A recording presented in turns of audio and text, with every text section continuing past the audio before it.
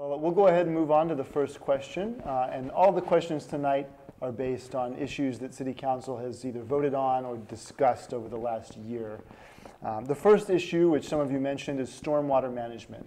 Certainly the city's heard a lot from residents who have struggled with flooding or water inundation in their homes for various different reasons.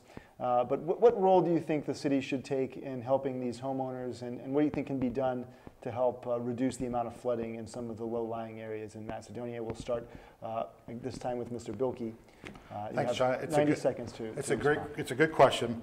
You know, not being involved in the city government until this year, I don't know all the ins and outs of stormwater management, but what I will say is that you work together with the service department, you work together with the administration to find a solution for these problems.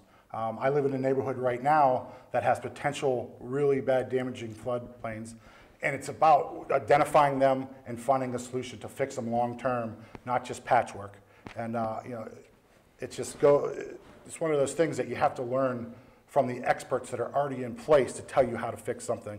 You know, I'm not an expert in it, so I will defer to people who do know how to fix it. I'm a legislator in this position, and I would want to get more information about it before I'd lend any money or put any money to it.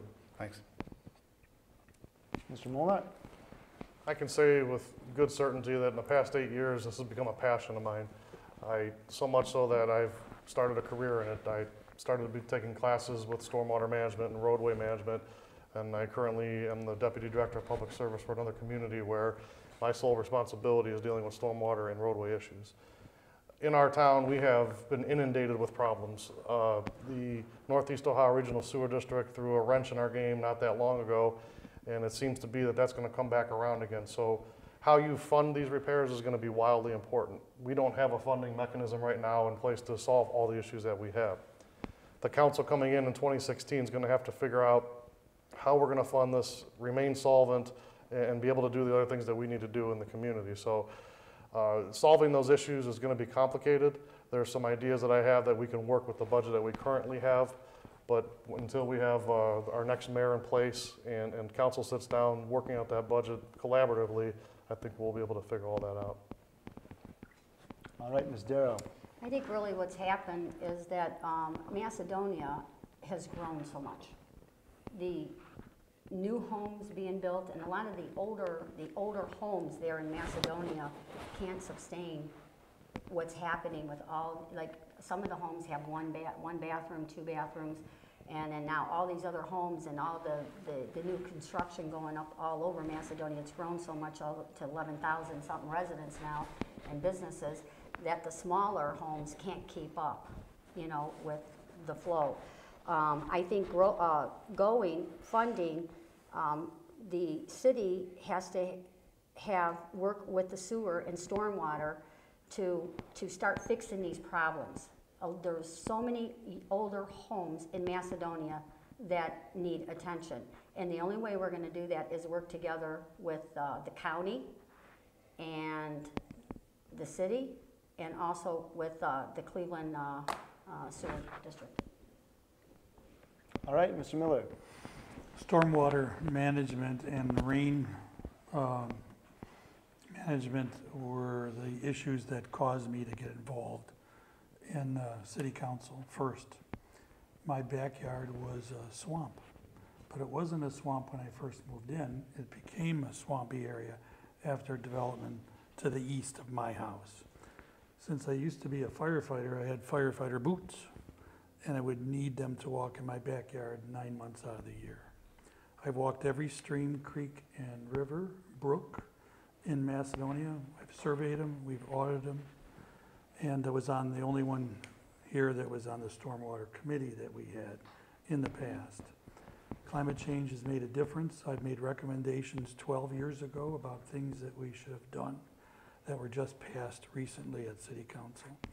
So we have a lot of unfunded mandates, EPA mandates and other things.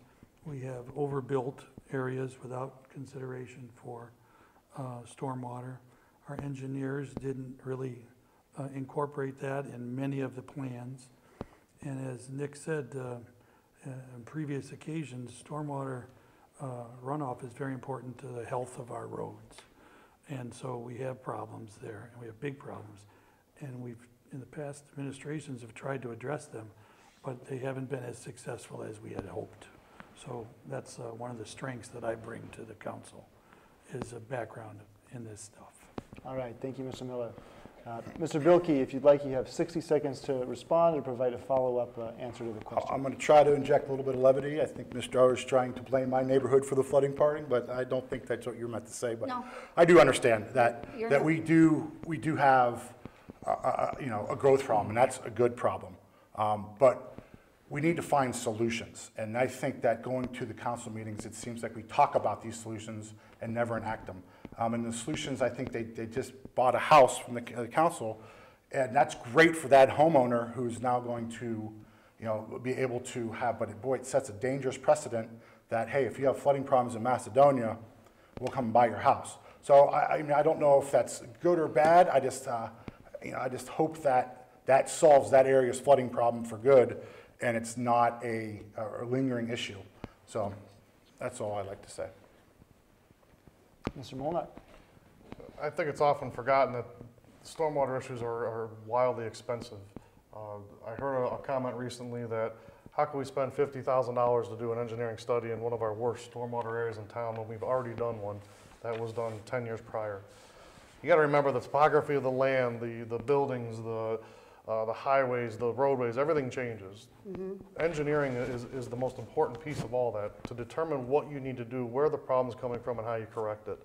So it comes down to really one thing: funding. And currently on Ledge Road, we have probably one of our worst problems where the water's encroaching up to the people's houses. It's eating away their land so rapidly that there is no solution right now until we get engineering to give us some kind of an idea what to do there.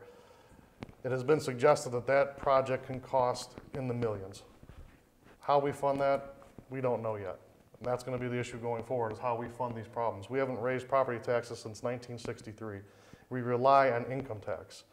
In 2010, the bottom fell out. Everyone could not figure out what we were going to do. I was the chair of finance, and I helped steer us through that difficult time. But in that time, we basically cut every project and everything we could just to remain solvent and in the black. So we're still recovering from that.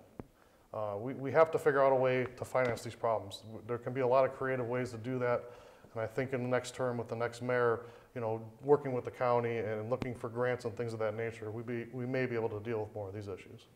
All right, thank you, Mr. Molnar. Ms. Darrow. As I said, we're legislators. The administration has, the mayor has an administration, and that includes an engineer and the building department and the service department. And it's the mayor's job to work with the other entities, the stormwater, the Cleveland sewer, the county, and they bring us the legislation for us to vote on to fund these projects. The debate is, where do you get a lot of this money to do these projects, okay? And it's just not our problem in the city. It has to do with county, and it has to do with Cleveland, who put the storm water, the storms in. So there's going to be 3 different entities that have to work with the city to get these things done, and that's done by the administration. And then, but we've been having a lot of meetings to try to find a way to start funding these in our stormwater and roads resurfacing meetings that we've been having. So we're getting there. All right, Mr. Miller. Stormwater management is not that difficult. It takes some common sense and lots of money. Most of the problems that we have were self-inflicted because of poor planning or no planning in the past. So when you're on city council, you have to make decisions how you're going to spend money. And when you're talking to people whose basements are flooded to the first floor, or people who have their homes flooded, it's very difficult to not sympathize with them. But in all cases, there's a bit of common sense that has not come into play. And where we build homes and where we don't build homes is very important, and how we attack this. So council people are not You can't be on council without some courage, and it's tough to come up with these decisions. And I think we've done a good job in the past, but we can do better.